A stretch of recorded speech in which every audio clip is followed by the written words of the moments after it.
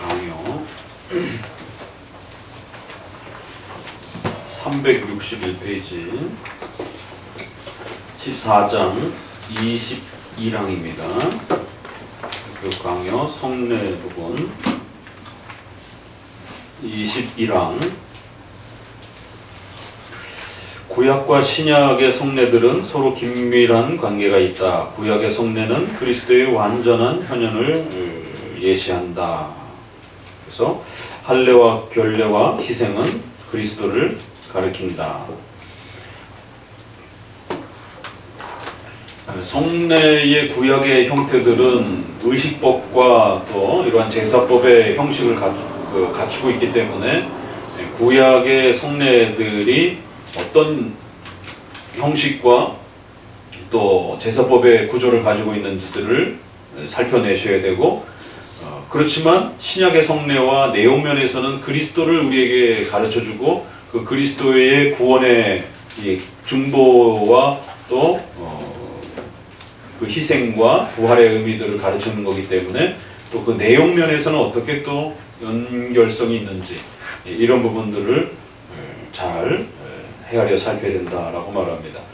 그러니까 이제 우리가 기독교 강연을 보아도 그렇고 또 주일에 교리문답 부분의 4계명의 설명에서도 보는 것도 그렇고 이렇게 지금 겹쳐 있는데 또 설교 부분에서 율법주의의 이 폐단은 결국 구약의 의식법과 사회법을 잘못 적용해내면서 발생되어지는 그런 케이스이기 때문에 결국 전체적으로 이렇게 같이 겹치는 그 내용 중에 하나가 구약의 이 의식법과 사회적 형벌법을 어떤 식으로 읽어내느냐에 대한 이 훈련이 아주 중요하다는 것을 깨닫게 됩니다.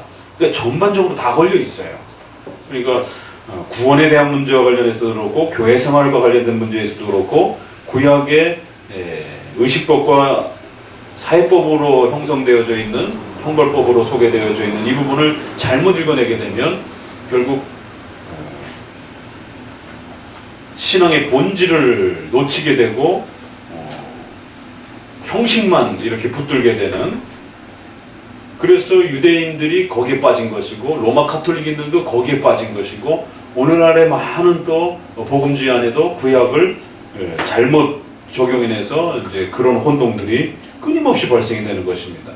그래서 이것은 주의를 통해서도 4계명을 통해서도 훈련해야 되고 또 이 성례 부분에서도 또 역시 나타난다는 겁니다. 그래서 구약의 성례를 읽을 때도 분명히 신약의 성례와 어떤 면에 있어서 차이가 나고 어떤 면에서 공통점이 있는지들을 또 신구약의 통일성과 차이점을 구별해가면서 잘 읽어내야 된다라고 이렇게 소개를 합니다. 그러니까 개혁교회에 와서 저도 만나게 된 것 중에 성경을 보는 눈을 열어준 아주 중요한 방침 하나가 바로 이 신구약의 통일성과 차이점을 잘 읽어내야 된다라고 하는, 그리고 도대체 어느 부분에서 차이가 나느냐라고 했을 때 그것도 내 마음대로 이렇게 그 차이점을 찾으면 안 되고 의식법과 형벌법, 그 다음에 특별히 율법을 적용할 때 정죄와 관련된 그러한 또 적용 부분에서 차이가 난다라고 하는 이제 이런 부분들에 대한 성경의 구조를 단 한 번도 배워본 적이 없어요. 어려서. 그러다 보니까 구약을 읽으면서 바로 다이렉트로 읽어내는, 그냥 거기에 마치 내가 주인공이 돼서 오죽하면은 성경의 인물들의 이름에다가 내 이름을 집어넣고 읽으라라고 이렇게 교회에서 이렇게 성경 묵상이 이렇게 은혜가 안 되면 자기 이름을 집어넣어서 아브라함이 이렇게 갈대아 우르를 떠나서 이럴 때 자기 이름을 집어넣어서 이렇게 읽으라라고까지 얘기할 정도로, 그러니까 성경을 가지고 있는데 전혀 성경을 읽지 못하는, 그러니까 이러한 폐단들이 한국교회 안에 아주 오랜 세월 동안 지금 퍼져 있는 겁니다. 그러다 보니까 전사님들이라든가 강사님들이 이제 주일학교나 학생회에서 고민하면서 선택한 방법이 그림 성경으로 넘어가게 되는 거지. 왜? 성경을 어떻게 하면 쉽게 읽을 수 있을까? 그러니까 성경 그 자체를 읽는 거는 너무 어려워가지고 접근이 안 되는 거예요. 그러니까 차선책으로 그림 성경을 선택해갖고 만화 성경이라든가 이런 걸 해가지고 그거를 학교에 주일학교나 학생에서 읽히는. 그러니까 결국 총체적으로 성경의 맛을 모르는 이제 이러한 상태의 신자를 양상해내는 것이. 그러면 성도가 성경에서 그 은혜와 맛을 모르게 되면 결국 다른 데서 종교적인 즐거움을 찾게 되어 있습니다.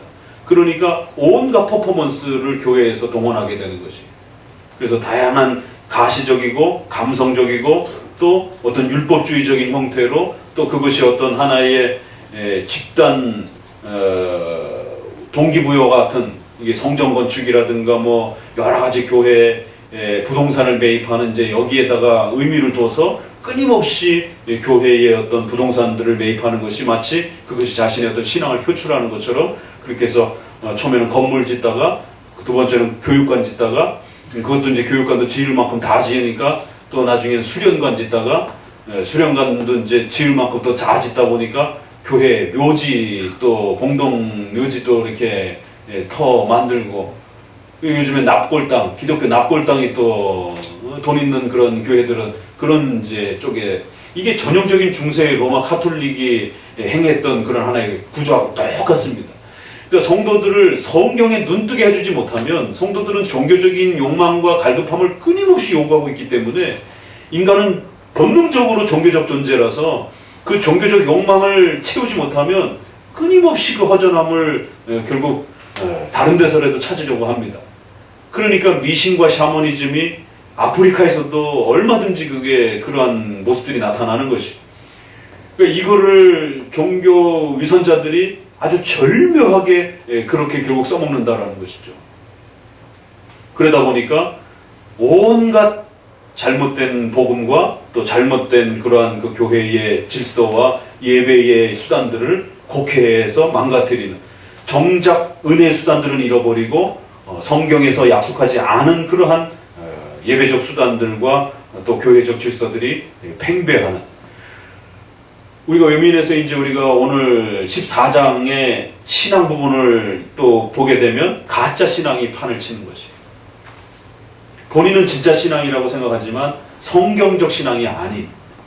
그래서 조직 신앙으로도 들어가 보게 되면 일시적 신앙이 있고 체험적 신앙이 있고 역사적 신앙이 있고 또 철학적 신앙이 있고 또 여러 가지 신념적 신앙이 있고 자기가 그렇게 될 거라고 믿는 거예요. 그건 자기 생각이에요. 그건 자기 신념입니다. 성경은 그런 약속을 해준 적이 없어요. 그럼 그 신앙 아닙니다. 자기 신념이에요, 그냥. 근데 사람들은 이런 걸 신앙이라고 생각을 하는 것이. 그러니까 정말 신앙이 뭔지를 교회에서 가르쳐 주질 않은 것이.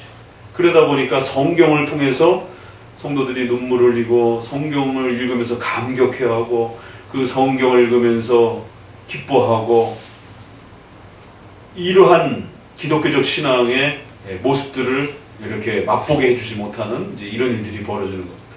그래서 특별히 성례와 관련해서는 은혜의 수단이기 때문에 이 은혜의 수단이 구약에도 겹쳐있고 신약에도 겹쳐있는데 내용이 바뀌어버렸어요. 그러니까 더더욱 신중하게 잘 읽어내야 된다는 거예요. 왜냐하면 구약의 성례를 그대로 적용해도 안 되고 또 신약의 성례가 간단하게 축소되었다고 해서 그걸 함부로 무시해도 안 되고 이런 부분에서 분명히 성례는 구약의 구조와 신약의 구조로 이렇게 맞물려 있기 때문에 어느 부분에서 동일성이 있고 어느 부분에서 차이성이 있는지를 신중하게 부지런히 훈련해야 된다라고 말합니다. 그래서 이 의식법과 정치법에 대한 부분만 잘 걸러내도 성경을 구약을 읽는데 훨씬 수월해집니다. 그러니까 이런 부분들을 단 한 번도 교회에서 저도 훈련받아 보지 못하다 보니까 그냥 구약을 읽으면서 마치 다윗의 골리앗 싸움이 마치 내가 거기에 들어가 있는 것처럼 나도 무슨 어떤 골리앗과의 싸움처럼 어떤 내 인생에 있어서 어떤 영적 싸움을 하고 있는 것처럼 이런 식으로 대입해가지고 자기가 그 성경의 주인공으로 들어가가지고 그렇게 바로 읽어내는 다윗은 결코 우리 자신이 될 수 없습니다. 다윗은 구약의 그리스도를 예표하는 아주 중요한 모형이었기 때문에 어느 부분에서는 인간의 공통적인 그 고민과 신앙의 감성들을 이야기할 때는 큰 다윗도 우리도 동일한 것이죠. 다윗이 범한 죄도 우리들도 같은 죄의 어떤 내용에 처할 수 있는 것이니까. 그러나 어떤 경우들은 그건 다윗만이 고유하게 경험하고 겪어야만 한 그리스도의 예표로서 또 구약의 아브라함 다음으로 그 하나님의 왕국이라고 하는 개념을 잡아주는 아주 중요한 그런 역사적 사건들이란 말이에요. 그러니까 이러한 그 그리스도를 모형적으로 예표적으로 담아내기 위해서 필요한 그러한 사건들, 또 의식법과 정치법으로서 필요한 그런 사건들, 그러니까 이러한 것들을 걸러내지 못하고 그냥 바로 대입해서 읽어내게 되면 그 성경을 자의적으로 주관적으로 그렇게 자기가 그 느낌을 읽어내는 겁니다.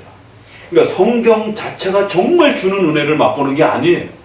자기가 종교성이 필요하기 때문에 성경을 그 정도 선에서 그냥 사용하는 것 뿐입니다. 소위 말해서 성경을 가지고 신비주의에 빠질 수 있는 거예요. 그 이제 큐티가 그런 방식의 절묘함입니다.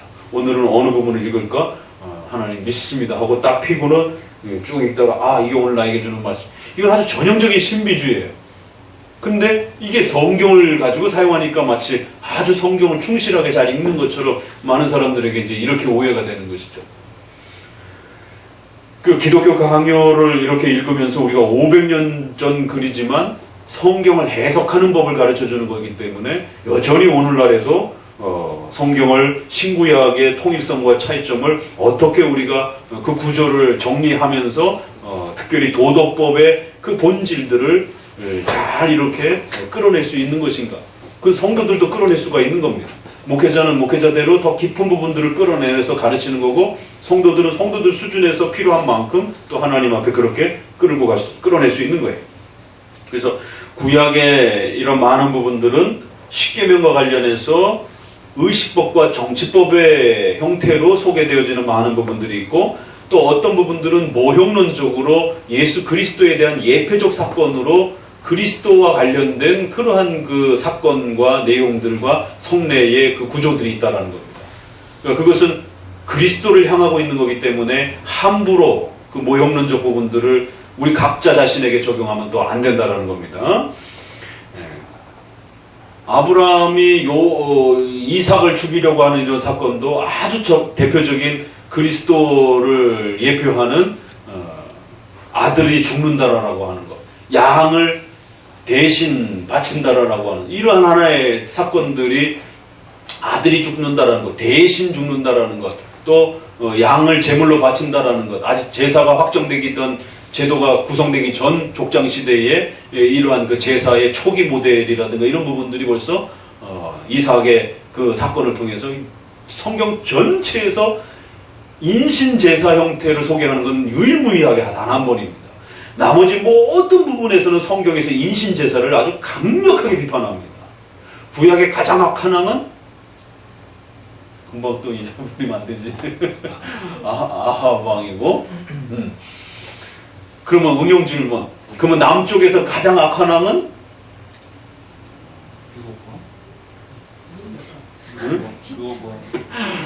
남쪽에서 가장 악한 왕은? 그래도 수요일날 배우고 티가 나는구만. 므낫세. 둘이 있어요. 뭐 비등비등해. 또 하나. 아하스. 그렇죠. 아하스. 아하스와 므낫세는 뭐 서로 등수를 다툴 정도로. 하나는 할아버지고 하나는 손자예요. 근데 그 사이에 누가 꼈어요? 아주 훌륭한 종교 개혁을 일으킨 왕이 하나 꼈습니다. 히스기야 왕. 종교 개혁이 요시야 때 마지막에 가서 한번 일어나고 히스기야 때 종교 개혁이, 그러니까 구약의 종교 개혁이 일어나는 것이죠. 북이스라엘은 엘리야를 통해서 종교 개혁이 일어난 거고, 남쪽은 히스기야와 요시야 왕을 통해서 일어나는 거예요. 참 그런 악한 아버지하고 손자 사이에 그 훌륭한 히스기야가 꼈다라는 것도 참 대단한 겁니다. 므낫세가 인신제사를 합니다. 그래서 하나님 앞에 아주 무지무지하게 책망을 받는, 성전 제도를 이렇게 변경하는 건 둘째치고 그건 뭐 기본이고 그냥 막 뜯어내고 막 이런 거는 기본인데다가 뒤로 가면 이제 인신제사까지 구약 가나안의 바알 숭배를 할 때 인신제사를 하는 이제 몰래에게 이렇게 사람을 바치고 이제 막 이런 인신공양을 하는 이제 이런 부분들이 우리 신청전이라든가 이런 데도 보게 되면 그게 인신제사예요. 다 그런 게. 예, 서구나 우리나 그런 인신제사 개념의 신개념들이 있단 말이에요. 그러니까 그런 부분들을 성경은 아주 철저히 비판합니다. 그렇기 때문에 사사기에 입다의 그 서원을 그래서 성경은 항상 전체가 이렇게 구조 안에서 맞물려 가는 겁니다. 이쪽엔 이렇게 해석하고 저쪽엔 저렇게 해석하면 안 돼요. 7개의 교리가 토대가 구축이 되면 그 7개의 교리의 토대 위에서 전체가 성경이 이렇게 함께 논리적으로 구성이 되면서 굴러가야 돼요.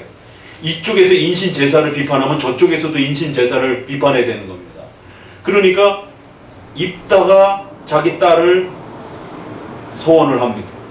제일 먼저 만나는 가족을 하나님께 바치겠습니다. 이 전쟁에서 승리케 해주시겠다라면. 그런데 그 서원하고 돌아오는데 하필이면 자기 딸이 제일 먼저 나와가지고 아버지를 환영을 하는 거예요. 그래서 그 딸을 결국 성전에 바쳤다 이제 이렇게 나오는데 그러면 이게 이제 그래서 딸도 울고 아버지도 울었다 이제 이렇게 나온다고요. 그래서 이걸 잘못 많은 분들이 인신제사로 해석을 해요.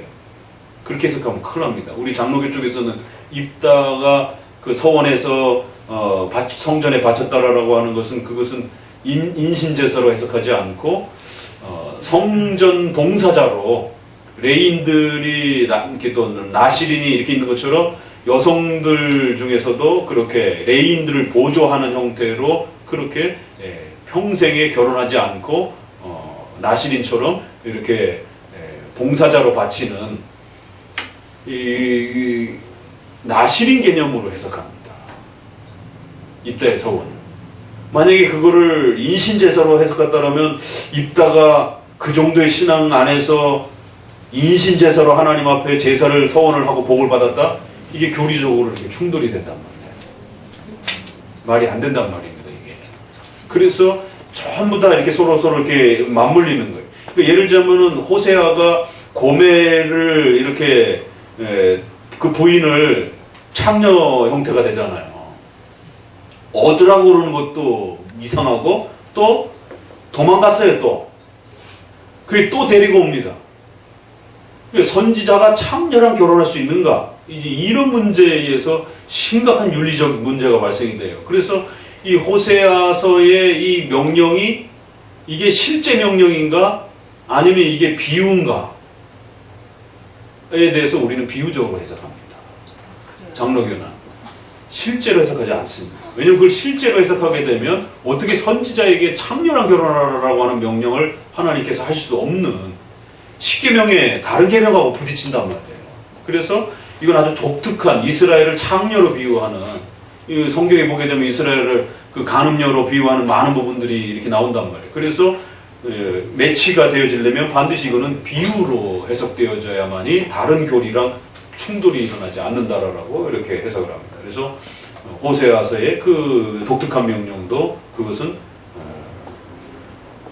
비유적인 하나의 환상적 상태의 그런 내용 속에서 비유로서 이렇게 환상이나 비유적 개념으로 이렇게 해석을 합니다.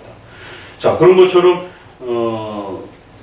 아브라함이 이삭을 바치는 이 사건도 아주 고유한 그런 사건으로 모형론적으로 예표론적으로 단 한 번 아들을 죽인다라고 하는 이러한 그 개념이 소개가 됩니다. 그리고 그 이후로는 한 번도 소개되지 않습니다. 그러니까 이런 부분에서 모형론적으로 이렇게 성례적 도구들 안에서 쓰여진 것들도 그리스도를 향하여 사용되어진 것은 모형론적 안에 개념을 담아내야지 그 의식과 형식 자체를 그대로 반영하게 되면 큰일 나게 된다는 것이죠. 자, 한번 읽어보게 되면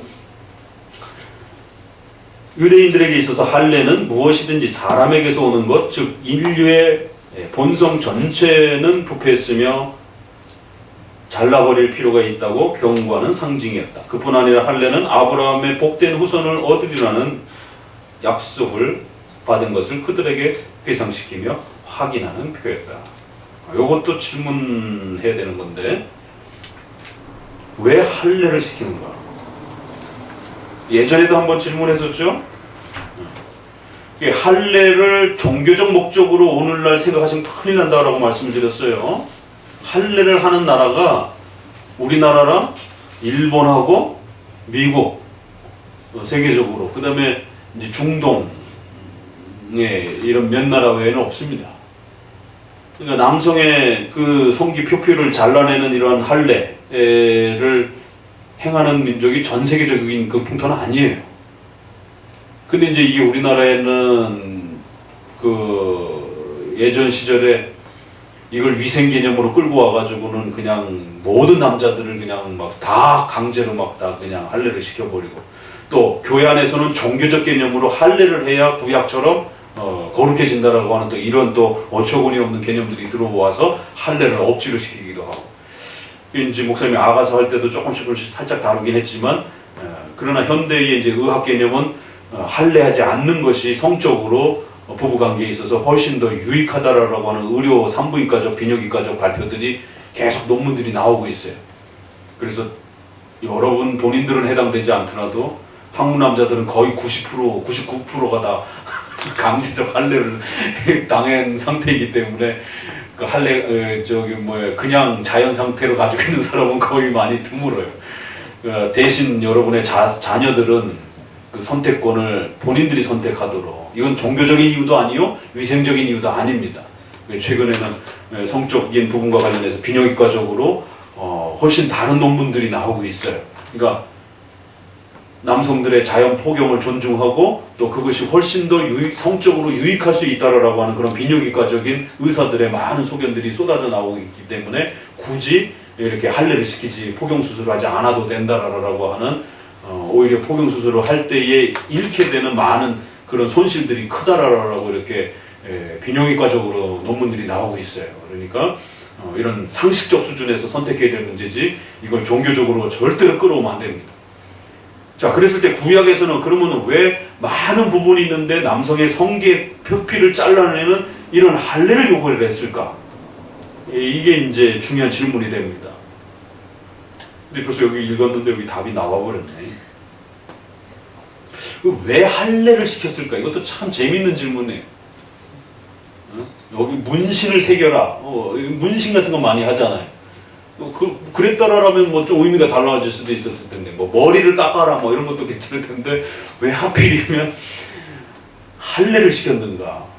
할례를 잘못하면 죽습니다. 고대의 감염 문제라든가 의료기구가 발전돼 있지 않은 이러한 그 중동을 시절을 생각하게 되면 남성들 할례를 시키면 죽습니다.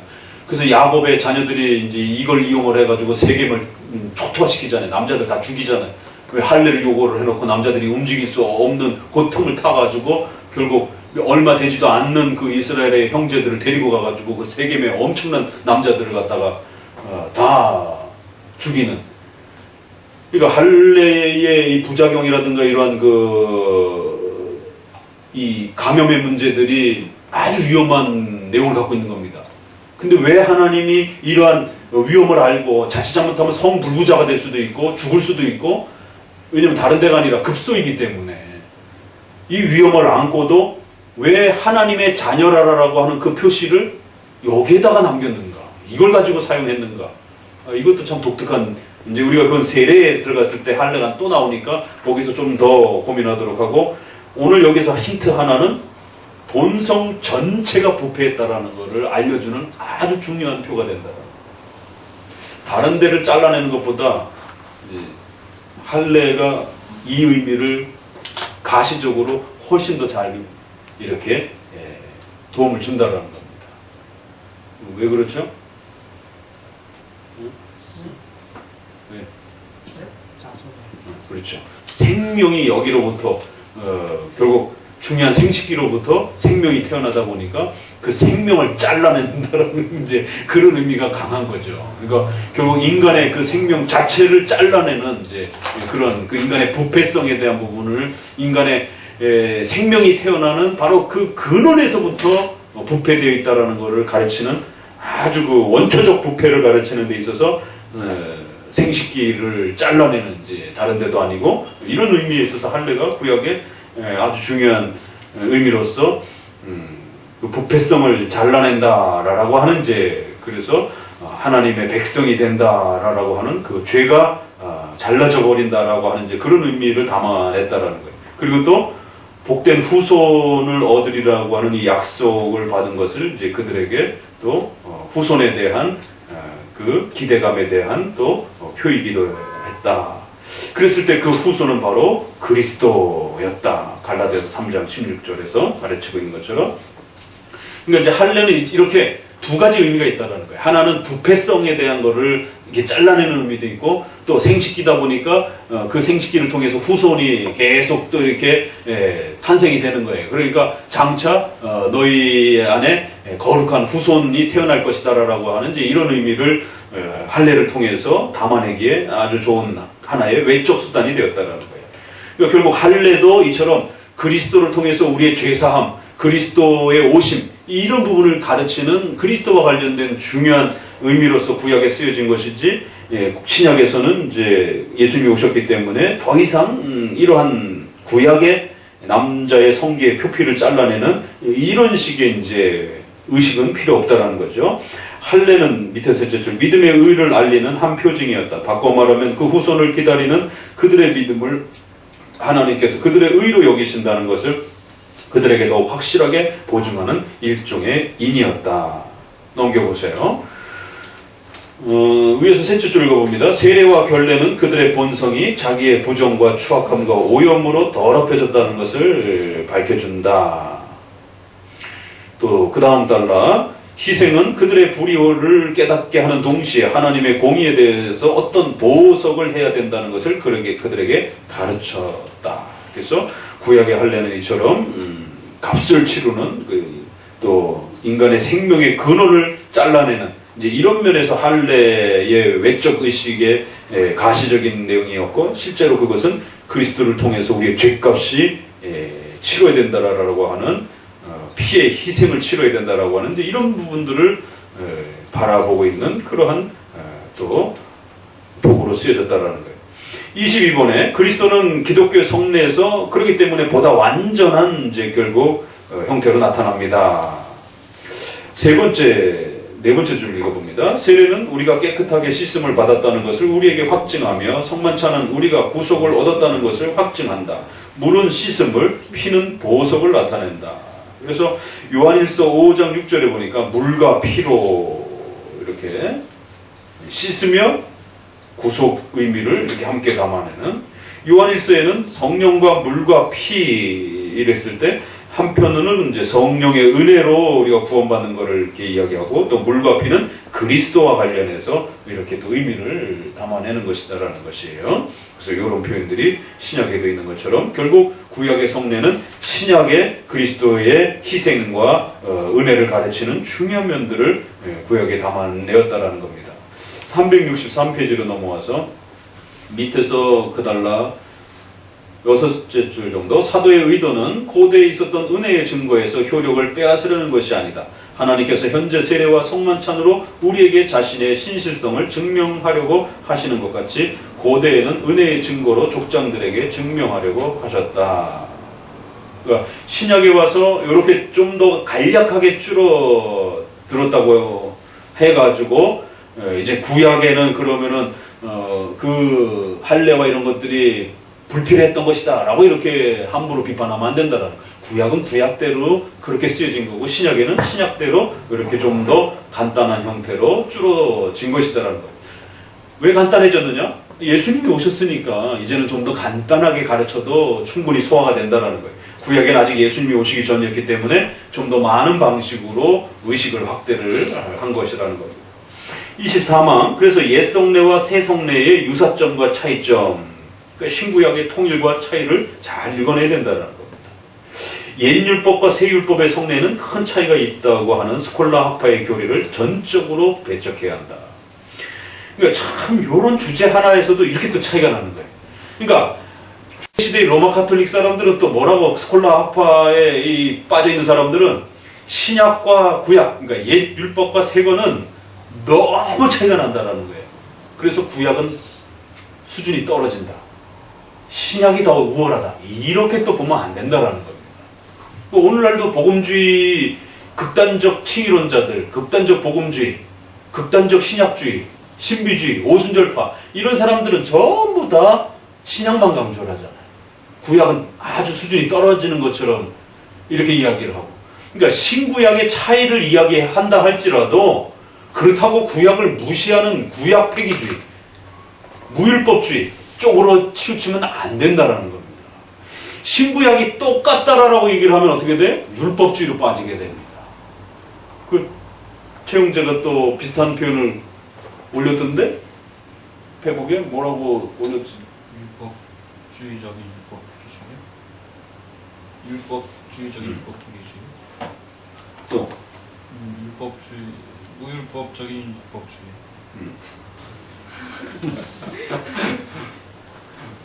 문학 청년의 깊이를 좀 이해하셔요. 그런 표현도 있고, 또 어떤 분이 올린 것 중에 하나가 그런 표현도 있었어요. 세관점, 밴드에 올려놨나? 세관점은 율법주의의 그 폐단과 관련해서 세관점 학파들이 최근에 무리를 일으키는 부분들. 무율법주의자들이 일으키는 또 그런 또 하나의 패턴들. 이렇게 해갖고, 아무튼 우리가 율법주의 했을 때 계속 많이 다뤘으니까 크게 양쪽으로 신구약의 차이가 없다라고 이렇게 얘기를 해가지고 신구약을 동일한 걸로 취급하게 되면 율법주의로 빠지게 되고, 그런 형태가 최근에 세관점 학파 형태로 나타나고 있다는 거. 또 거기에 대한 반발로 또 신구약의 차이는 너무 난다. 그래서 구약을 등한시 여기고 구약 폐기주의 형태로 그러가면서 신약만 강조하면서 친이만 강조하면서 극단적 복음 위주 형태로 치닫는 이런 극단적 복음주의, 또 신약의 사도행전만 강조하면서 극단적 신비주의 쪽으로 치우치는 이런 오순절 계열의 파의 이런 형태들도 마찬가지로 또 신구약 체계를 너무 강조하는, 그래서 구약은 구원이 없는 것처럼 이제 이렇게 강조를 하게 되는. 그래서 구약은 다 그냥 의식법과 다 그냥 형식법이었기 때문에 구약의 백성들 아브라함 구원 못 받았다, 다윗 구원 못 받았다, 이런 얘기들을 버젓이 하게 되는. 왜? 그들에게는 예수님이 아직 안 오셨기 때문에. 이런 얘기는 굉장히 위험합니다. 그럼 우리 칼빈주의는 신구약의 차이와 공통점을 말할 때 어떤 구조를 가지고 말하느냐를 잘 이해해야 된다는 것이. 이게 이제 히브리서를 이해하는데 아주 중요한 또 포인트이기도 합니다. 같이 읽어봅니다. 셋째 줄.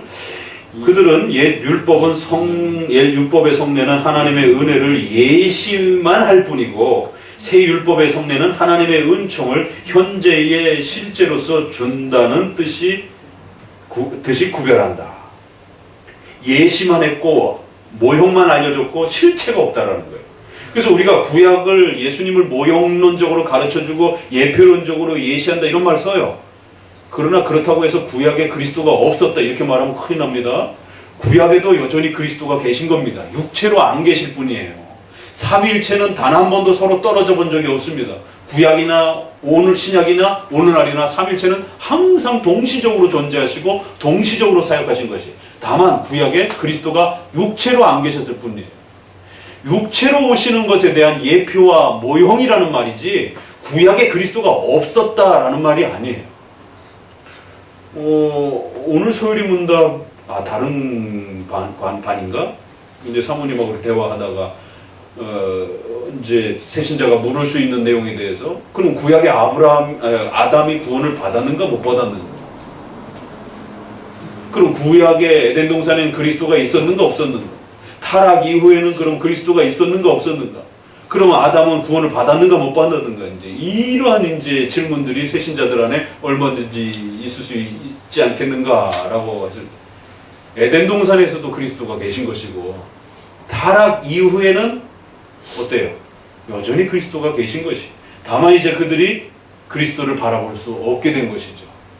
그러나 아브라함은 유다는 우리가 추론할 때 예수님이 평가한 내용이 있기 때문에 지옥 같다라고 추론을 하게 됩니다.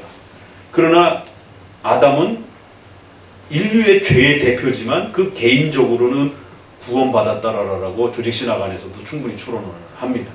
왜냐하면 3장 15절에 최초의 복음의 은혜 언약을 받았습니다. 여자의 후손이 사탄의 머리를 깨뜨릴 것이다라고. 두 번째, 가인과 아벨 또 셋을 낳았을 때 셋을 우리를 이게 대신 자손을 주신다라고 하는 거기에 신앙적 이름이 들어가 있는 거예요. 셋이라고 하는 그 표현 안에. 그리고 세 번째, 가인과 아벨이 벌써 초기 제사를 드립니다. 그럼 이것은 다 부모에게 배운 거예요.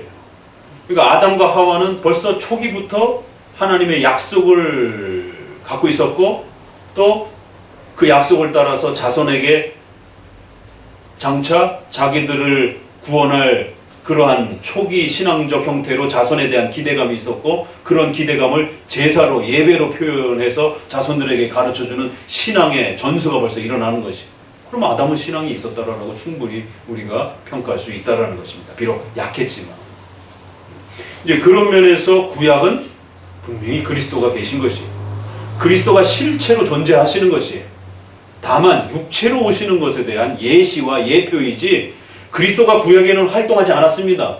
그리스도가 오실 것을 예표했다. 이런 식으로 말하면 큰일 난다는 거예요. 그런 식의 예표가 아니에요. 그런데 또 구약과 신약을 또 너무 차이를 나타내는 분들은 지난번에 밴드에도 누가 그런 질문을 했어요. 구약에는 그리스도가 없었다. 이제 이런. 그러니까 구약에 있는 선조들은 구원 못 받았다. 이제 이런 질문을 해가지고 또 우리 김잔다르크가 나서셔가지고 어떻게 구약에 구원 못 받았다라고 말할 수 있습니까? 또 그러면서 이제 이렇게 답변을 하신기도 하고 그랬기도 한 분이 대부분 있었었는데 기독교 강요에 이 부분을 읽었다라면 훨씬 더 잘 대답을 했었을 것입니다. 분명히 그것은 은혜를 예시할 뿐이고 하나님의 은총을 현재만 신약 이후에만 준다 이렇게 구별하면 안 된다는 거예요.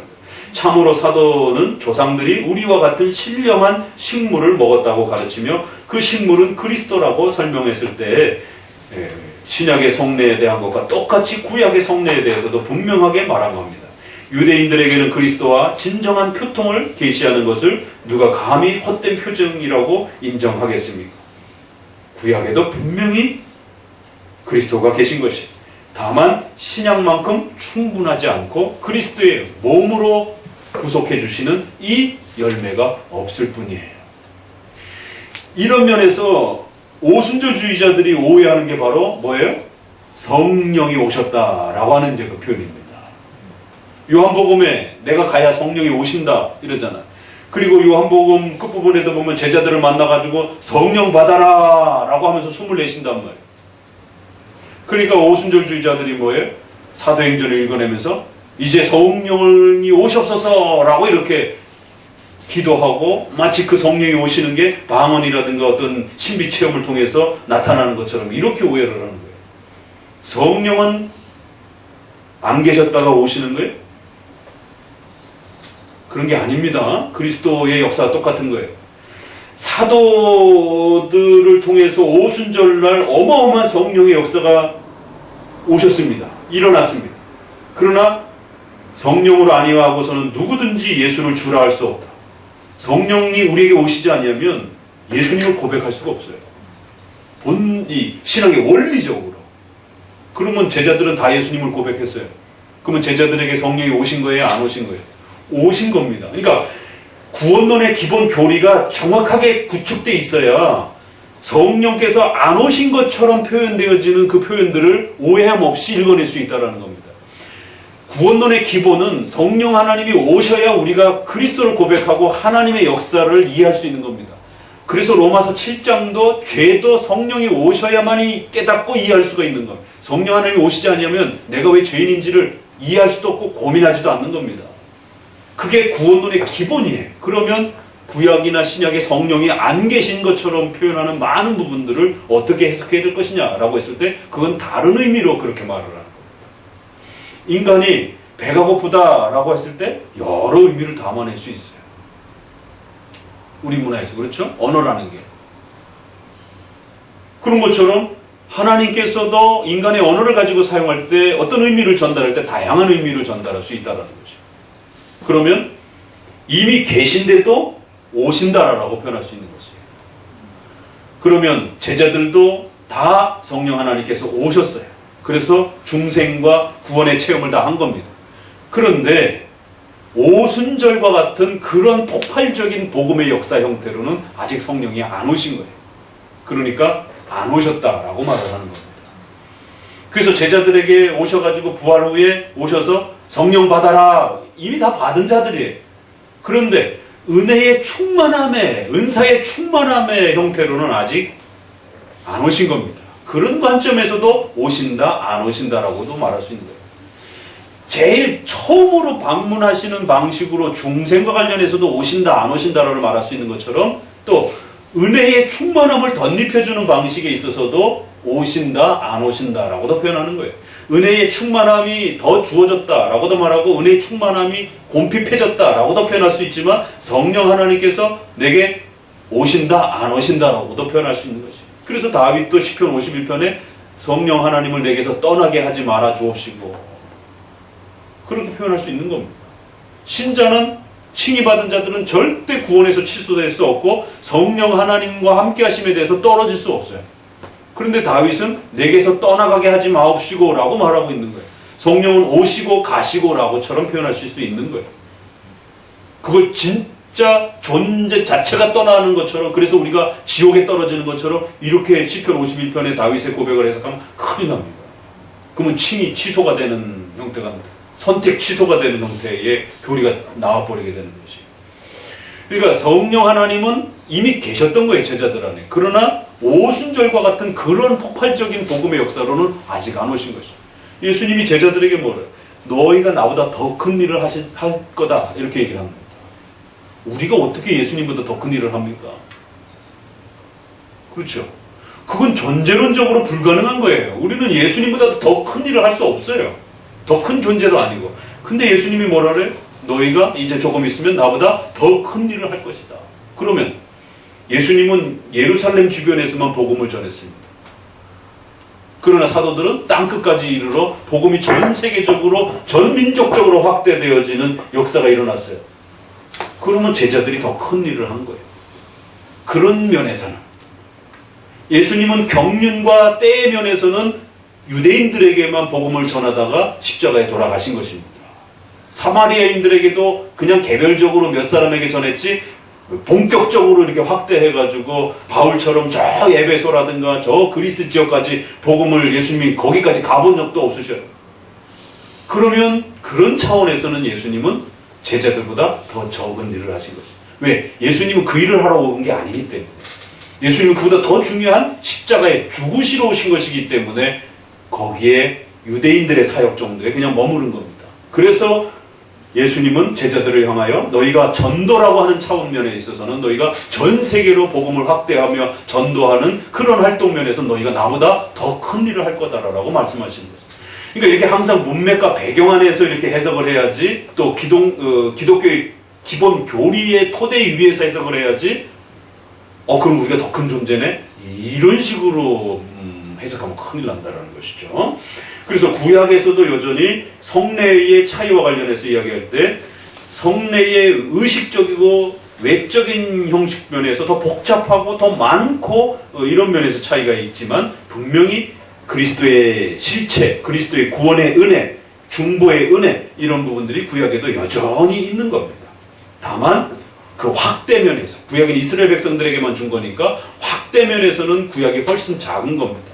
신약의 성례가 훨씬 포괄적이고 더 큰 것이고 비록 숫자는 작지만 그런 차이가 있는 것이다라는 거예요. 그래서 그 차이점과 공통점을 말할 때 구약과 신약의 형식의 차이점을 무시하면서까지 동일하다라고 말을 해도 안 되는 거고 차이점을 이야기할 때 분명히 외적인 경륜을 다루는 방식에 있어서 차이가 있는데 마치 차이가 없는 것처럼 이렇게 또 다뤄도 안 되고 차이가 너무 지나친 것처럼 본질에서 차이가 나는 것처럼 이렇게 또 다뤄도 안 된다라는 것이에요. 자, 그러면 364페이지에 로마서 4장 11절 그 다음부터 읽어봅니다. 중간에 같이 읽어봅니다. 그러므로 무엇이든지 현재 성례가 우리에게 보이는 것을 옛날 유대인들은 그들의 성례에서 받았다. 즉 그리스도와 그의 풍성한 은혜를 받은 것이다. 우리가 우리의 성례에서 느끼는 것과 똑같은 힘을 그들은 그들의 성례에서 느꼈다. 즉 성례는 그들에 대한 하나님의 기쁘신 뜻을 인치는 인이었으며 영원한 구원을 바라보는 것이었다. 24장 할례의 가치에 대한 바울의 가르침. 그러면 의문에 속한 할례, 로마서 2장 29절에 이러한 이제 표현을 가지고 그들이 이제 반론을 해요. 봐라, 구약에는 의문, 문자에 속한 그런 할례, 폐기된 할례, 이제 뭐 이런 뜻이라는 거예요. 효력이 없는 할례, 뭐 이렇게 표현하지 않았느냐. 의문에 속한 할례는 하나님 앞에서 무가치하고 아무것도 주지 못하며 무의미한 것이라고 하는 바울의 언명은 할례를 세례보다 훨씬 낮게 보는 것 같기 때문에 이런 오해들을 한다는 거예요. 자, 이게 왜 500년 전 글인데 우리에게도 중요하냐면 최근에 오순절파 교회가 다 이렇게 해석합니다. 봐라, 의문의 구약은 의문의 형태로 기록됩니다. 이게 이제 개역 개정판에는 문자로 되어 있다 이렇게 표현되어 있고 우리 개역 한글 옛날판은 의문의 할례. 로마서에도 보게 되면은 구약은 의문으로 이렇게 기록된 것이고 신약은 이제 좀 더 살려주는 영적인 것 이렇게 표현 구분을 되어 있는 걸 가지고 그렇기 때문에 구약처럼 행동하면 안 되고 이제 신약의 성령의 역사를 경험하는 이런 식으로 우리가 살아가야 되는 겁니다. 조용기 목사가 제일 많이 써먹었던 이제 그래서 구약은 쓸데없는 겁니다. 우리는 신약 중심으로 살아야 됩니다. 라고 할 때 이 로마서나 고린도서서 이러면서 의문과 영과의 이러한 걸 구별하면서 대조시키면서 이게 벌써 500년 전에 로마 카톨릭에서도 또 역시 제세례파들이 또 이런 식으로 사용하면서 구약을 무가치한 것처럼 이렇게 취급하기도 했습니다. 또 골로새서 2장에는 어떤 표현이 있어요? 할례, 안식일 이런 거 무시하잖아요. 이제 이런 부분들을 폐하고 누구든지 이런 걸로 사람들을 괴롭히지 말라. 우리가 율법주의 할 때 이거 읽었어요. 그러니까 구약의 의식들이 폐지되었다라고 할 때 이런 구절을 읽는데 그렇다고 해서 그 구약의 의식들을 통해서 가르치면서 담아냈던 도덕법까지 다 없어진 것처럼 이렇게 해석하면 안 된다는 겁니다. 구약에 주셨던 은혜의 실체는 분명히 남아있는 거예요. 그래서 골로새서 2장 뒷부분에 나는 이 귀절에서 할례의 위험은 조금도 낮아지지 않는다고 대답한다. 여기서 바울은 이미 폐지된 할례를 필요한 것이라고 요구하는 사람들을 반박하기 위해서 안식일과 할례와 이런 것들이 폐지되었다라고 이렇게 말하는 것이지 구약에서조차도 쓸데없는 것이었다 이런 의미가 아니라는 겁니다. 신약에서 예수님도 믿고 할례도 행해야 되고 안식일도 지켜야 된다라고 그러면서 자꾸 칭의의 조건으로 이 구약의 의식들을 자꾸 강조하는 이런 사람들 때문에 바울이 구약의 할례와 안식일이 쓸데없다 더 이상 이렇게 말한 거지 구약의 그 시대 자체에서도 그건 쓸데없는 것이었다 이런 뜻은 아니라는 거예요. 구약에는 분명히 구약대로 분명히 필요한 의미가 있었던 거예요. 그걸 통해서 가르치고자 하는 도덕법이 분명히 있었던 겁니다. 그래서 오늘 제네바 교리문답에서 뭐라 그래요? 참된 진리의 본질에 나아가기까지 우리는 끝까지 찾아가야 됩니다. 도덕법이 뭐 어디에 담겨 있는지 그런 훈련을 하면서 성경을 읽어야 된다는 거예요. 자, 그러니까 이런 부분들을 읽어내지 못하니까 성경이 재미가 없는 겁니다. 수박 겉핥기로만 있다가 그냥 재미가 없으니까 그냥 덮어버리고 그냥 찬양이라든가 은사체험이라든가 결국 이런 쪽으로 끌고 가게 되는 거예요. 그러나 성경의 형식과 옷들을 잘 정리하면서 이걸 걷어내주고 거기 안에 담겨져 있는 소중한 그 도덕법적인 가치를 다 이렇게 맛보게 되면은요 성경을 읽다가 눈물을 흘리고 성경을 읽으면서 밤을 새는 것이 너무너무 재밌어서 다른 거 하라 해도 안 합니다. 그리고 이 성경만 가르쳐주는 교사만 쫓아다니게 돼 있어요. 괜히 성경 읽고 쓸데없는 이야기하고 뭐 배꼽 잡는 그런데 귀도 기울이지도 않습니다. 성경 차근차근히 가르쳐주는 것에 즐거워하고 기뻐하고 그 성경의 의미들을 배워가는데 너무너무 감격해하면서 왜? 그게 영의 양식이니까. 인간은 그거를 먹어야 그 영혼이 실제적으로 위로와 평안을 누리게 되는 거예요. 그 맛을 못 보면 인간은 늘 곰핍함과 돈과 부귀영화를 다 가졌는데도 뭔가 불안해하고 뭔가 그 허전함을 채우지 못하는, 그래서 마약에 손을 대고, 그래서 자꾸만 성적인 이러한 그 잘못된 성에 빠지게 되고 또 중독에 빠지게 되고, 사람이 떡으로만 살 것이 아니라 하나님의 말씀으로 산다는 게 이제 거기에서 해결이 되는 겁니다. 진짜 성경의 맛을 맛보도록 그렇게 목회자는 부단히 우리 성도들을 훈련시켜서 도와주는 겁니다. 그런데 이게 성경이 여러 형식들로 구축되어 있고 또 방대한 내용으로 구축되어 있고 이러니까 바로 들어가서 읽기가 쉽지 않은 겁니다. 그래서 그걸 요약한 형태로 교리문답으로 가르치는 거고, 또 그 교리문답을 중심으로 해서 강해 설교를 훈련을 시켜주는 것이고, 그렇게 하기 위해서는 또 30분을 갖고 강해 설교를 할 수가 없어요. 그냥 서론 이야기하다가 끝나버린단 말이에요. 그러니까 적어도 강해 설교는 1시간은 들어야 서론도 듣고 본론도 듣고 이제 결론도 좀 이렇게 마무리가 되는, 뭐 10분 20분 가지고는 그냥 역사적 배경 이야기 하다가 그냥 끝나버릴 수밖에 없는 이런 형편이 된다는 것이죠. 그러니까 총체적으로 그래서 장로교와의 예배와 스타일은 그렇게 굳혀질 수밖에 없는 것이죠. 거기에 찹대고 포대고 뭐 성도들 특송 앞에 나와서 특송하고 뭐하고 이러면 쓸데없는 시간들이 다 결국에는 시간을 빼앗게 된다는 거죠. 그래서 보조적 시간들은 짧게 구성하고 3분의 2 정도는 충분히 설교를 들을 수 있는 시간을 두어서 성도들이 한 주간 동안 바삐 살다가 주일날 그 하루라도 하나님 말씀 들어야 될 거 아니에요. 성도가 하나님 말씀 듣지 못하면 죽는 겁니다. 그 영혼이 갈급해서 그건 아무데도 채워줄 수가 없는 겁니다. 그러면 주일이라도 와서 그 깊은 말씀들을 맛보고 달고 오묘하다라고 하는 그 고백을 하면서 돈을 벌었을 때 통장에 돈이 들어왔을 때 인간이 기쁨이 있고 연애를 할 때 기쁨이 있고 수많은 기쁨들이 있지만 하나님의 말씀을 정확하게 깨닫고 그게 그런 뜻이었구나. 하나님이 나를 사랑하셔서 그런 하나님을 알려주고 싶으셔서 이렇게 하나님이 나를 사랑하면서 역사하셨구나. 그리고 그런 하나님이 오늘도 여전히 동일하게 나와 함께 계신다라는 이런 하나님의 깊은 사랑을, 하나님이 나를 어떻게 사랑하셨는지에 대한 그 엄청난 이야기들을, 그러니까 복음인 거예요. 우리를 사랑하신 그 복된 소식들을 듣는 겁니다. 그럴 때 인간은 궁극적인 위로와 감격함들을 누리게 되는 거예요. 그 위로를 느끼게 되면은요, 돈 없어도 얼마든지 힘있게 살 수 있어요. 명예와 권세 없어도요, 얼마든지 힘있게 떳떳하게 살 수 있어요. 부부가 결혼하다가 돈을 잃고 건강을 잃고 사고로 장애가 돼도요, 얼마든지 그 부부를 서로를 섬기면서 죽을 때까지 서로를 붙잡으면서 그렇게 살 수 있어요. 왜?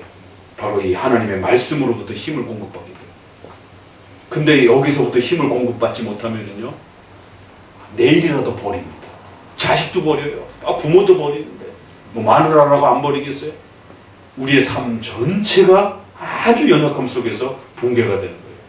그러니까 중환자실에 병원에 누워있는 사람들도요, 남들이 봤을 때 불쌍하지만 이 복음을, 말씀을 정확하게 깨달으면요, 세상에 건강한 사람보다 더 행복하고 기쁜 즐거움을 누리면서 한평생을 병상에서 비록 있다 할지라도 그 즐거움 속에서 사는 것이에요.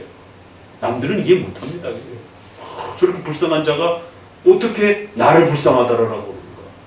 당신이 불쌍한데. 아니요. 나는 진리를 가졌는데 당신은 진리를 못 가졌습니다. 이 육신의 불편함이요, 이제 1, 20년이면 금방 끝납니다. 길어야 7, 80년이에요. 그럼 이제 영원토록 삶의 세상에 이제 주어질 텐데 당신은 그 진리를 모릅니다. 나는 그 진리를 알고 있습니다. 그 진리의 이런 부분들을 성찬을 통해서 또 미리 맛보는 거예요. 그러니까 이 진리의, 성경을 통한 그 진리의 오묘함들을 정확하게 알고 있어야 성찬의 이 퍼포먼스들이 감격스러워요. 우리가 행하는 이 퍼포먼스는요, 별로 멋있는 거 없어요. 가톨릭처럼 막 연기를 막 자욱하게 해놓고 막 멋있는 하얀 옷으로 막 도배를 하고 막 빛으로 막 이런 거 하나도 없어요. 겉으로 봤을 때는 너무 소박하고 그냥 투박한 그냥 빵처럼 고급 케이크의 이런 모습도 없어요. 근데도 그 물과 그 성찬을 행할 때 성도들이 눈물을 흘리면서 감격스러워하면서 그리스도와 하나가 되는 이 감격스러움에 가슴 벅차고 가슴 뛰는 그런 은혜가 있단 말이에요. 왜 그러냐면 말씀을 통해서 정확하게 그 진리를 알기 때문에 그런 거예요. 근데 이런 훈련들은 바로 차근차근히 쌓아가야 되는 것이지 하루아침에 되는 게 아닙니다. 자, 그래서 이제 골로새 그 교회 신자들은 세례에 의해서 그리스도와 함께 장사되었다고 즉시 구현하여 말한다. 이것은 고대인들을 위해서 할례가 한 일을 지금은 세례가 그리스도인들을 위하여 하고 있으므로 그리스도인들에게 할례를 요구하는 것은 곧 세례에 대한 부당한 처사가 된다고 하는 의미다. 자, 25번 신약 성경은 왜 유대인들의 의식을 그러면 경시하는가? 골로새서 이런 말씀만 봐도 유대인들의 의식을 아주 폐지되었다, 쓸데없는 것이다 이렇게 아주 비판을 하잖아요. 이게 어떤 의도 때문인가? 그 좀 전에 말씀드렸던 그 내용을 다시 한번 설명드리는 겁니다. 넘기셔서 366페이지에 히브리서 7장 뒷부분 각주 54번이라고 써져 있는 뒷부분부터 읽어봅니다. 즉 바울이 의식들을 그림자라고 한 것은 실상이 없기 때문이 아니라, 그러니까 구약에 그리스도가 없기 때문이 아니라, 그리스도 실체가 없기 때문이 아니라 그 의식들의 성취가 그리스도가 나타내시는 때까지 보류되었기 때문이다. 다음에 나는 이것은 효력에 대하여 하는 말이 아니라 표시하는 방법에 대한 말로 해석해야 된다고 주장한다. 잘 읽으셔야 돼요. 이게 중요한 말입니다. 구약에 예수님이 없고 구약에서 예수님이 주시는 구원의 효력이 없다는 말이 아니라 하나님께서 사용하시는 그 방법, 표시의 수단들이 차이가 난다라는 말이에요. 이걸 잘못 읽어내면 안 된다라는 겁니다. 그 차이점들을. 이는 그리스도께서는 자기의 권능과 임재를 신자들의 마음속에 느끼게 만드셨지만 그가 육신으로 나타나시기까지는 모든 표징이 그가 계시지 않는 것 같이 그를 예시했기 때문이라는 거예요. 그래서 육체가 아직 오시기 전에 그런 구약의 그리스도의 임재의 모습을 마치 그리스도가 안 계신 것처럼 이렇게 표시하기도 하고 또 성례가 그렇게 또 나타내기도 했기 때문에 그런 오해를 줄 수도 있다라는 거예요. 그러나 그렇게 읽어내면 안 된다라는 겁니다. 그건 그리스도의 육체가 아직 오시지 않았기 때문에 그렇게 표현하는 것뿐이지 그리스도의 신성은 구약이나 오늘날이나 끊임없이 항상 변함없이 그렇게 존재하고 계신 것이에요.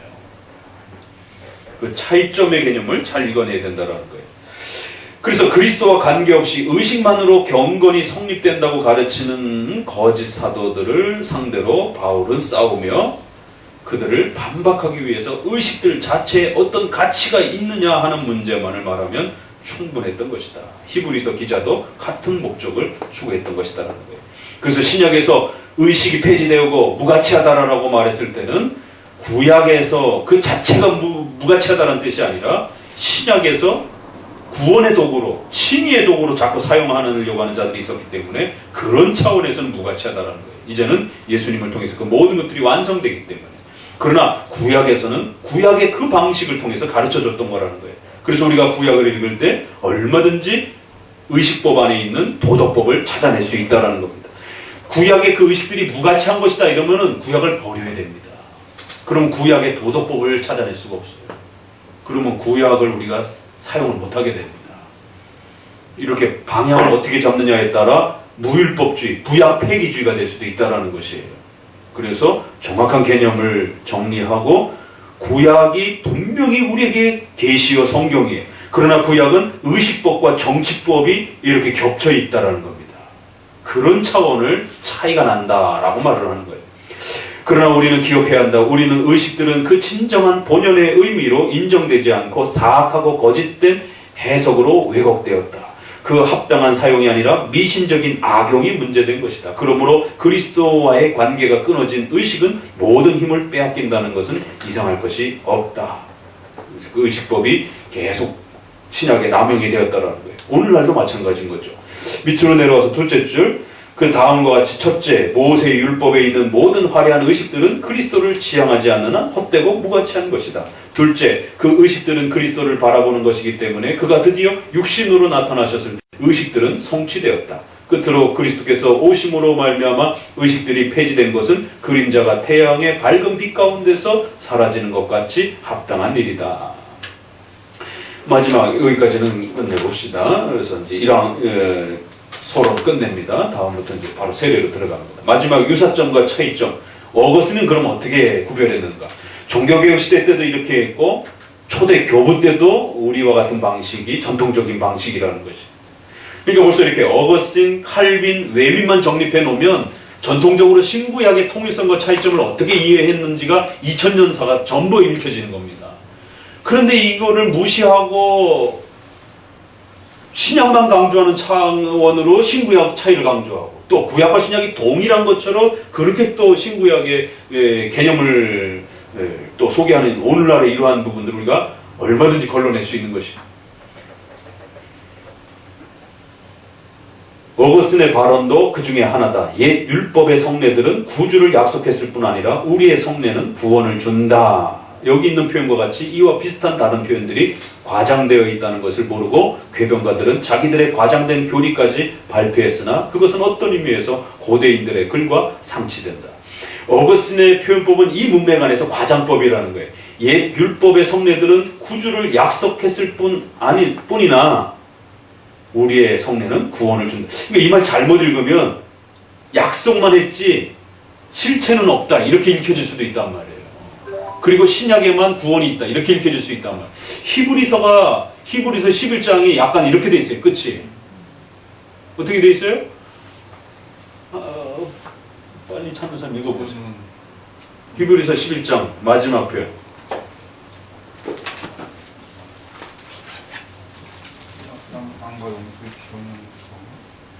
히브리서 11장 마지막 부분.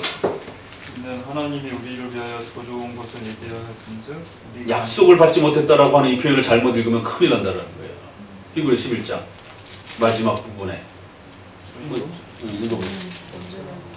이는 하나님이 우리를 위하여 더 좋은 것을 예비하셨은즉 우리가 아니면 저희로 온전함을 이루지 못하게 하려 하십니다. 위에 구절. 이 사람들이 다 믿음으로 말미암아 증거를 받았으나 약속을 받지 못하였으니. 그러니까 증거는 받았지만 약속은 못 받았다는지 이 말을 잘못 읽으면 큰일 난다는 겁니다. 그래서 지난번에도 코케우스라는 사람이 구약은 용서의 약속은 받았지만 용서 자체를 받은 게 아니다라고 그러면서 칭의론에서 또 개혁주의권에서 또 오해를 일으켜가지고 문제를 또 일으킨 것처럼 이렇게 구약과 신약은 분명히 어떤 차이가 있어요. 그러나 실체, 예수님이 존재했느냐 안 존재했느냐 이런 차원에서 구원이 있느냐 없느냐의 차원에서 차이가 있는 건 아닙니다. 구약에도 구원이 있고 신약에도 구원이 있습니다. 다만 예수님이 신약에 오셔서 그 육체로 십자가의 죽으심이 완성이 되었기 때문에 그런 차원에서는 구약은 증거만 받은 거고 신약은 실제 예수님의 몸이 죽으시는 실체가 완성이 된 거예요. 그런 면에서는 신약이 훨씬 더 위대하고 놀라운 것이다라는 겁니다. 그러니까 신구약의 차이는 풍성함의 차이가 분명히 있는 거예요. 그러나 구원의 본질의 차이가 있는 건 아닙니다. 이 차이를 잘 살펴야 됩니다. 그러니까 똑같이 히브리서를 읽으면서도 이렇게 다르게 해석할 수도 있구나. 참 성경 해석이라는 게 이렇게 참 종이 한 장 차이 같은데 어거스틴의 글을 읽으면서도 다르게 읽어내는 것이. 자, 어거스틴이 또 표현하기를 모세의 율법에 있는 성례들은 그리스도를 예고했지만 우리의 성례는 그리스도를 선포한다. 이런 부분들. 파우스트에 대한 반박문에서도 앞으로 이루어질 일들에 대한 약속이 있고 우리의 것은 이미 이루어진 것을 나타내는 표다. 이런. 이거 우리 오늘날들도 이거 많이 써요. 구약은 오실 예수 그리스도를 바라봤고 신약은 오신 예수 그리스도를 의지하는 것이다. 이 말이 맞는 말이에요. 그래서 어거스틴도 이 말을 써요. 그러나 이 말을 문맥에서 잘못 쓰면 틀린 말입니다. 구약에는 없는데 바라보기만 했다. 이런 식으로 이해하면 틀린 말입니다. 구약에도 계신 거예요. 그렇지만 바라보는 겁니다. 뭘 바라봤어요? 그리스도 육체로 오셔서 십자가에 죽으시는 건 아직 안 이루어진 겁니다. 그러나 여전히 구약에서도 그리스도께서 오셔서 구원의 역사를 베풀어 주는 겁니다. 이 개념이 없으면 아브라함에게 찾아온 그 천사가 누구냐라고 해석할 때, 롯에게 찾아온 천사가 누구냐라고 했을 때, 삼손에게 찾아온 그 천사가 누구냐라고 했을 때, 이런 부분들의 해석이 다 틀려져 버립니다. 우리는 그리스도였다라고 해석하는 거예요. 여전히 구약에서도 그리스도께서 육체가 아닌 방식으로 천사의 모습으로 나타나기도 하고, 모세에게는 떨기나무 형태로 오셔서 구원의 역사를 베풀어 주시는 거예요. 구원의 의미들을 가르쳐 주시는 것이. 다만 십자가에 죽으시는 이 가장 화려하고 가장 핵심적인 그 사역은 신약에서 이루어지는 거죠. 그런 차이가 있다라는 거예요. 그런데 마치 구약에는 구원이 없는 상태로 신약의 그리스도만을 멀리 마음속에 바라보면서 구원받았다? 이러면 큰일 납니다. 그러면 구약의 구원과 신약의 구원이 달라져 버려요. 칭의도 달라져 버려요. 기독교 강요는 이처럼 우리에게 성경 해석의 아주 중요한 원리들을 가르쳐 주는 겁니다. 비슷한 말인데 이 복음주의 안에도 개혁주의 하시는 분들도 이런 표현을 상당히 즐겼습니다. 구속사 중심을 주장하는 분들, 그리스도 중심을 주장하는 분들. 그런데 우리랑 의미가 달라요. 우리는 실체가 있는 상태에서 그리스도를 바라보는 것인데, 잘못 이것을 말하게 되면 구약에는 그리스도가 없는데 그저 바라만 보는 것처럼 이루어질 일들을 바라보고 이루어진 일들을 바라보고, 이렇게 표현을 문맥 안에서 어떻게 쓰느냐도 달라진다는 거예요. 그래서 이미와 아직이라는 말을 문맥에 이걸 잘못 쓰면 큰일 난다는 거예요. 그래서 그들의 것은 그를 아직 기다리고 있었을 때에 그를 대표했으나 우리의 것은 이미 오신 그를 임재하신 것 같이 나타낸다고 말할 수 있다.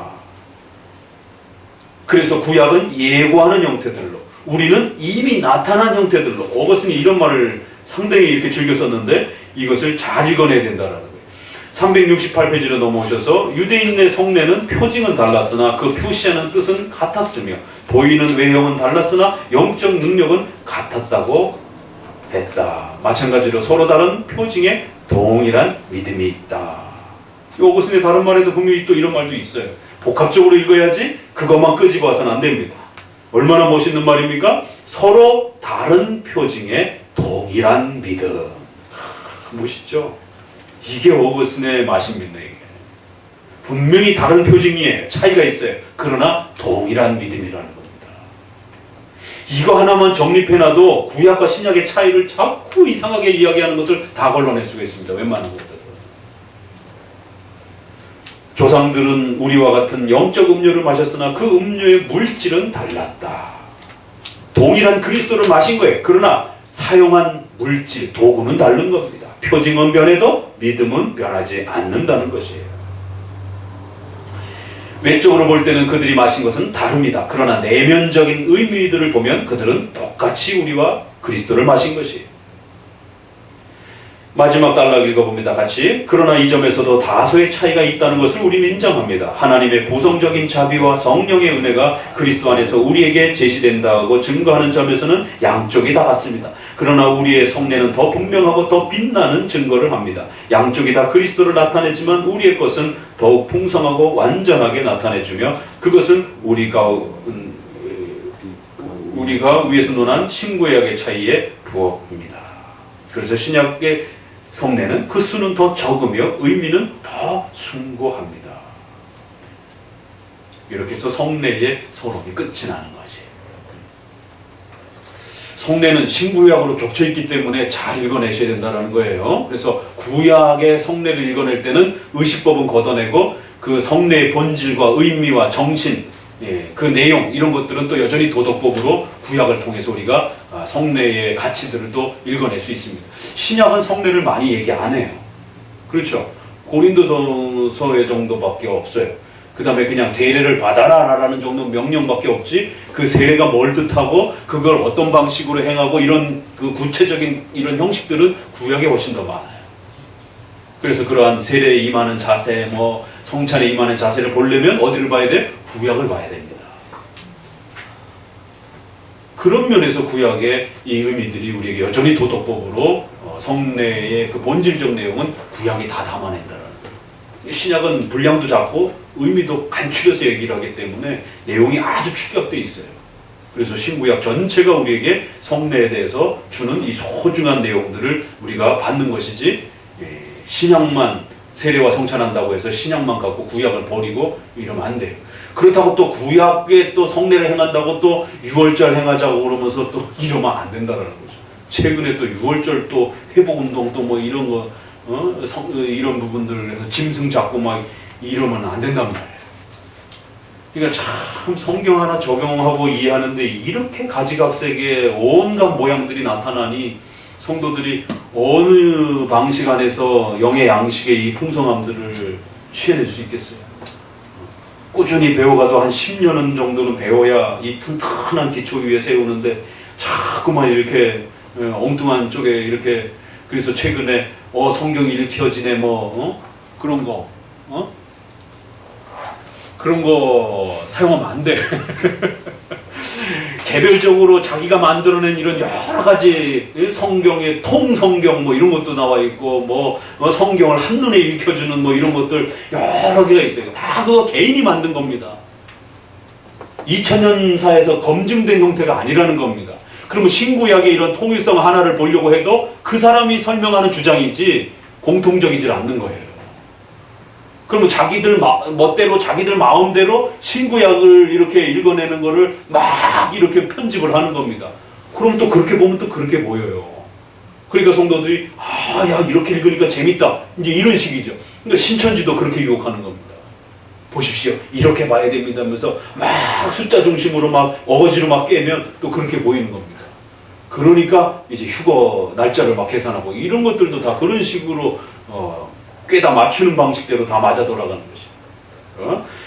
함부로 그런데 이렇게 맞들리면 안 되고 반드시 어거스틴과 칼빈과 종교개혁과 웨스트민스터와 우리 선조들이 성경을 이해하는 그 방식을 따라서 객관적으로 검증된 그 구조 안에서 성경 해석에 대한 부분들을 읽어내야지 그게 가장 올바른 입니다. 그래서 우리 자매가 질문한 것에 대해서 목사님이 질문 대답해 주려고 했던 게 그게 같이 연결되니까 그거 정리하고 끝낼게요. 하나님의 계시가 무엇이냐라고 했을 때 그걸 질문을 했는데 많은 사람들이 다 하나님의 계시를 성경을 통해서 또 이렇게 맛본다 이래요. 그런데 문제는 성경의 뜻이 무엇인지를 읽어내는 게 다 다르단 말이에요. 그러니까 오순절주의자들은 성경을 가지고 사용하면서도 그 성경이 머릿속에 갑자기 뭐가 확 떠오르는 거, 이게 계시다 이러면서 신비주의적으로 사용을 하는 거예요. 로마 가톨릭자들은 성경에 없는 내용들을 율법으로 규범으로 만들어가지고 막 지키도록 명령하는 거예요. 그게 하나님의 뜻이라고 생각을 합니다. 경건주의자들은 자기가 마음대로 막 읽어내고 자기가 느끼는 대로 막 깨닫고는 그게 감동되어지고 그게 하나님의 뜻이다라고 그렇게 주장을 하는 거예요. 그럼 도대체 하나님의 계시는 뭐냐라는 거예요. 1차적으로 우리는 성경이라고 말하지만 그 성경을 읽어내는 수준이 다르다 보니까 각각색의 하나님의 계시에 대한 이해가 발생이 되는 거죠. 그랬을 때 적어도 장로교는 그렇게 함부로 이것저것 성경에 계시다라고 말하지 않고 형식적으로는 분명히 성경 그 자체가 하나님 말씀이고, 그랬을 때 그것을 읽어내는 인간의 한계가 있기 때문에 그 성경의 내용을 가장 잘 요약해 놓은 사도신조, 웨스트민스터 신조 이런 교리들이 하나님의 계시의 뜻을 가장 충실하게 담아냈다라고 말을 하는 것이죠. 그 차이를 잘 읽어내셔야 돼요. 그래서 우리는 성경이 하나님의 계시라고 말을 해요. 그런데 이단들도 그렇게 말을 합니다. 성경 인정하는 그런 이단들은. 신천지가 뭘 들고 전도해요? 성경 들고 전도해요. 그런데 말하는 내용이 다르단 말이에요. 성경을 읽어내는 하나님의 뜻에 대한 이해가 다른 거예요. 어떤 사람은 문자 그대로 읽어내는 거예요. 그럼 그것도 뜻이 아니잖아요. 의식법과 정치법이 있기 때문에. 그러면 도대체 성경에서 가르치고자 하는 하나님의 뜻이 뭐냐라고 했을 때 그게 교파마다 다 다르단 말이에요. 그럴 때 적어도 장로교도들은 사도신조와 웨스트민스터에서 소개해준 요약해놓은 바로 그런 내용들이 성경이 말하려고 하는 그 계시의 본질이요 핵심이다라고 그렇게 고백하는 거예요. 그래서 적어도 그것이 틀렸다라고 검증되기 전까지는 사도신조의 내용을 성경의 내용으로 우리는 그대로 받아들이는 겁니다. 웨스트민스터에 있는 내용들도 아하 이게 하나님의 뜻이구나. 왜? 구약에는 일부 다처 형태가 소개가 되고 있어요. 형식적으로. 내용적으로는 일부 일처제지만 신약은 일부 일처를 명합니다. 그러면 도대체 하나님의 뜻은 일부 일처예요? 일부 다처예요? 아무리 성경을 읽어도 일부 일처인지 일부 다처인지 읽는 관점에다마다 다 다르단 말이에요. 그럴 때 적어도 웨스트민스터는 일부 일처제가 구약과 신약 전체를 통틀어서 성경적인 뜻입니다. 다만 구약에서는 의식법과 정치법이 있었기 때문에 구약에서는 일부 다처 형태를 일정한 기간 동안 예수님이 오기 전까지는 허용적으로 그렇게 허락해 주는 것입니다. 라고 정리를 해주는 겁니다. 그래서 지난번 주 중에 자매가 질문을 했기에 목사님이 또 연결해서 그렇게 추가적으로 설명을 드리는 겁니다. 그러니까 이처럼 장로교에서 정리해준 이러한 소중한 이러한 원칙들이 왜 우리에게 있어서 성경 해석에 아주 중요한 그 방향성을 우리에게 도와주고 이러한 발판을 통해서 잘 정립이 됐을 때 성경의 이 풍성함들을 소화해낼 수 있는 하나의 기초 체력이 준비되어 있는 겁니다. 그러니까 이 기초 체력을 훈련시켜주지 않으니까 성도들이 성경을 읽지를 못하는 거예요. 자, 오늘 성례의 서론적 부분. 그래서 성례는 반드시 신구약 전체가 도덕법적으로 그 본질을 담고 있고 다만 구약에는 의식법과 정치법의 형태로 명령되어져 있는 부분들이 있기 때문에 그 부분들은 잘 또 걷어내어서 도덕법의 의미들을 추스러내야 된다는 것. 그러면 신약에서 가르치는 내용과 동일한 성례의 그 본질과 가치들을 우리가 또 잘 살펴낼 수 있다는 것. 이게 기본 서론이고 이제 본격적으로 그러면 도대체 세례는 뭐냐라고 하면서 본격적인 이제 성례의 설명에 들어갑니다. 좀만 쉬었다가 의논합시다.